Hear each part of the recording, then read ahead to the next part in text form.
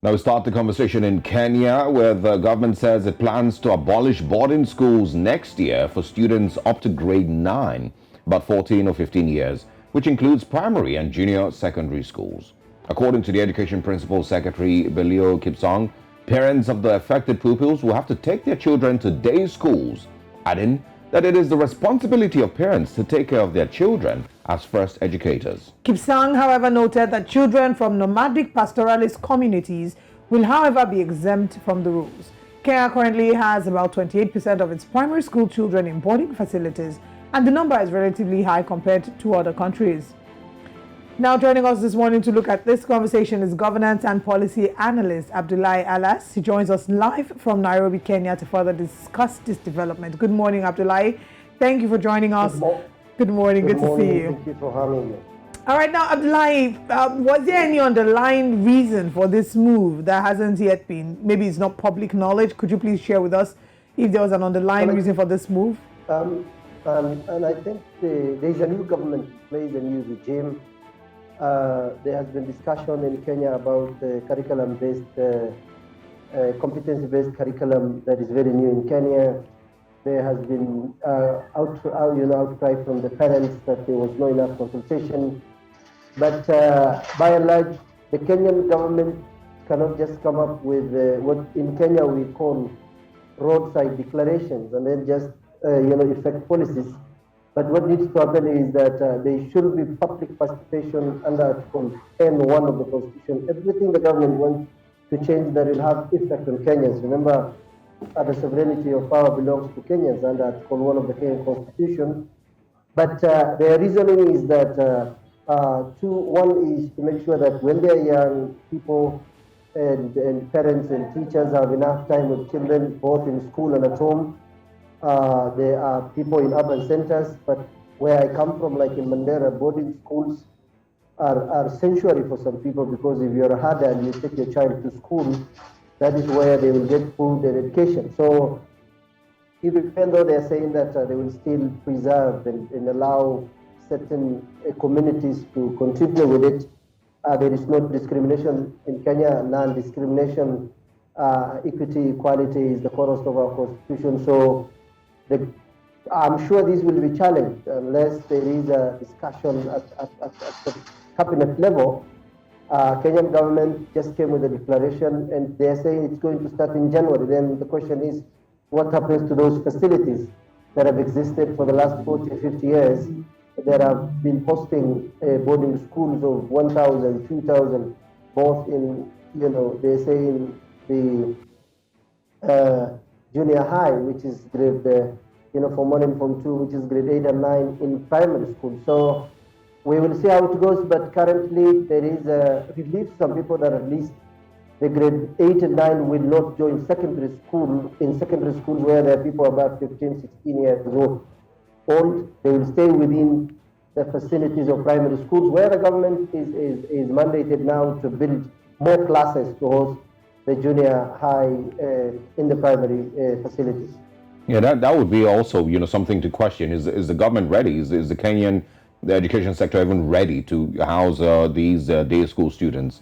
But another thing I want to quickly ask, I did look at some of the comments and reactions to this online, and I saw people complaining. One of the comments struck me. It says, abolishing boarding schools will be so bad for kids who use them to escape abuse, hunger, among other things. So I want you to quickly react to that.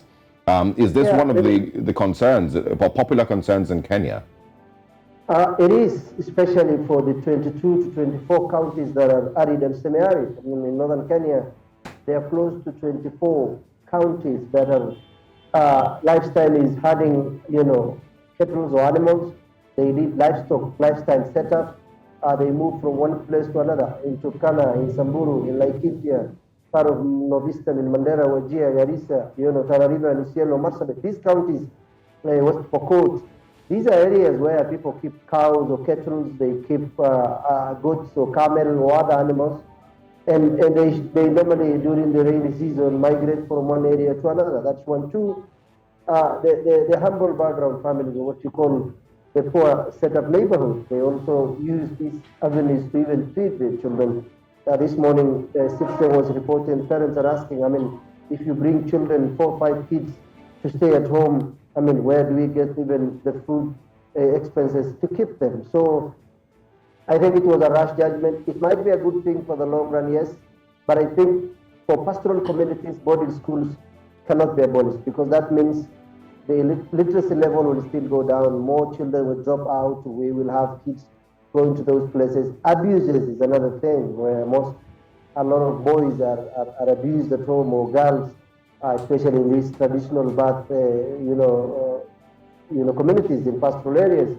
Issues, people grappling with female genital mutilation and other gender-based violence. So yesterday, Mandela Law Court has sentenced a man who, allegation of rape, was convicted on about 27 years in jail. So these are the things that kids are saved from when they're in school. Remember, teachers, most of them at least, allow kids to have a sanctuary in these places, feeding, security, playgrounds, all these. And then when you say boarding schools, transport becomes a problem. Kids cannot go to school. Boarding schools are far-fetched areas, and all these are coming. So I think it was a bit of rush for the government to rush this kind of policies. Policy is as good when its people know it. Until then, it just becomes a roadside declaration. I mean, there are so many concerns that have been raised. We've seen that there's a deadline for January 1st for a lot of this to be implemented. One of the concerns that was being raised is the fact that there are children with special needs. For example, the Thika School of the Blind, or School for the Blind in Kenya. And the question is, how are these people going to be able to, go to school? They cannot be day students. They cannot move every day from their houses to the schools, as it would cause great discomfort.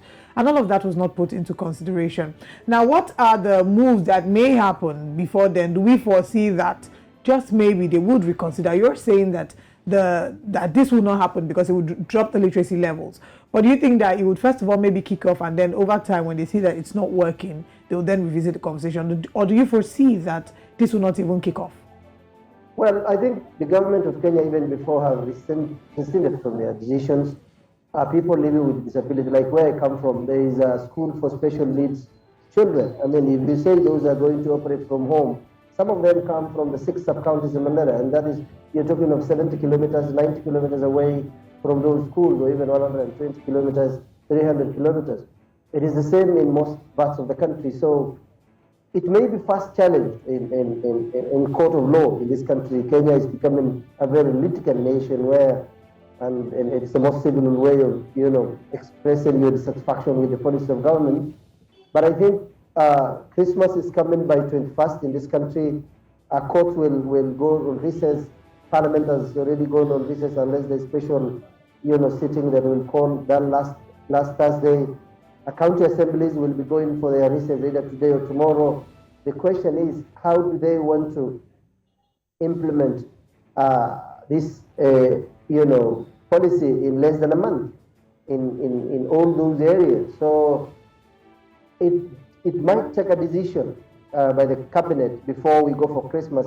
There must be a communication, but currently the government has said that by January all boarding schools must be closed, but I don't know how. And it's going to be very interesting to see how this is going to be implemented, because public participation has not been done.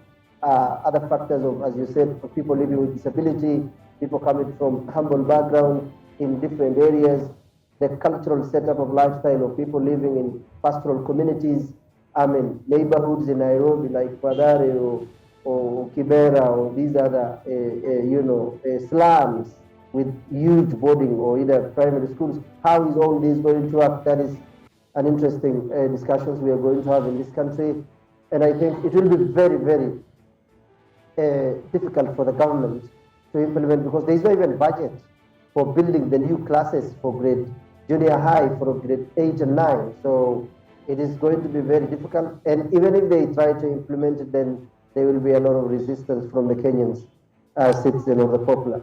Well, obviously, a lot of parents, if this, does go through, a lot of parents will have to change their kids' schools, because boarding schools sometimes, happen to be kilometers or even in a different state, different county entirely from home. And so they may need to change schools. But I also want to ask, Is the William Ruto government going to be known for knee-jerk reactions like this? Because the time frame between when the announcement is made and when this is meant to kick off is barely, a couple of weeks. Well, I think it's not the first thing they are giving as a knee reaction. If you even look at the Hustler Fund they gave, I mean, you say that you're going to borrow 500 shillings, that is less than $5 in this country, and then they ask you only your ID and password, and then you wonder why do they need your password. Then they tell you that they're saving 30% of the same. Where is that 30% going to go? I mean, if I die today, what happens to the saving? So a lot of things that are happening in the country that is seen as, and then the president of the Republic, even yesterday, he's always on cars and going to the neighborhoods and addressing. A president of the nation is supposed to sit at State House and to rule the executive, which is the cabinet secretaries, the permanent secretaries, the county administrative secretaries, the departments. That is where you formulate policies. You don't formulate policies in the streets or in the roadside. I mean, that is just still the Kenya Kwanza government, especially UDA fraternity, are still in the election mood, and this is seen as one of it. I mean, they talked about the GMO. I mean, Kenyans have resisted it because it is the Minister of Trade who was talking about it when it's supposed the Minister of Agriculture. So there is a misstep of who does what, when, or how, and it's quite political pundits are realizing that there is something wrong with Kenya Kwanza approach in trying to, formulate policies, and they need to go back to the drawing board and say, you know what, Kenyans are resisting every policy we try to put out there. I mean, it is already claimed by Raila Odinga away that the judiciary is now becoming part of the executive, something we did not have in the last 10 years. Remember, Ruto was the deputy president and he was complaining about the decisions by the Supreme Court or the High Court, including the BBI, led by the former President Uhuru Kenyatta. Now we are seeing cases are dropping from those close to the political class, especially the Ruto wing. Court orders are uplifted thick and fast. So Kenyans are very keen on why the President of the Republic is not settling as a government leader in the presidency, State House, rather going to church and invoking God in everything he does. I had to opine an article myself, religious role in a secular state. Kenya is not a religious state. So when you always focus on roadside declarations and you're always in church talking about these things, we will say it is mostly a knee-jerk reaction. All right. Policies for a long while. Abdullahi, I want you to answer this in as few seconds as possible. Part of the reasons that they're giving for transitioning from boarding to school to day school would be that they want parents to be more responsible for the caring of their children. What's the family system in Kenya like? Well, the family system, 80% of them rely on a non-formal working setup. I come from a family of 9 children from one family, and my father has 18 siblings. So that means the parents are struggling to pay the bills. So when you say you're going to have the children at home, who's going to stay with them? Kenya is a country with not more than 1 million graduates and 10% in the formal sector. 80-90% of the Kenyans work in the informal sector. People leave their homes as early as 4 a.m., 3 a.m., 5 a.m. to go and look for work, either in the manual sector or in the loading sector, in different parts of the Juakalis, and then you want them to stay with children? How? Wow. It is not possible. It is not possible. Thank you for parents goes out to look for the school fees, the food, and the clothing. Thank you for giving us a clear picture of what it is like. It was important for us to lay that foundation there because that was a key reason, for this. But thank you so much for your time, Abdullahi, for joining us, and we look forward to having you again. Thank you very much. Always. Hello to my Nigerian brothers.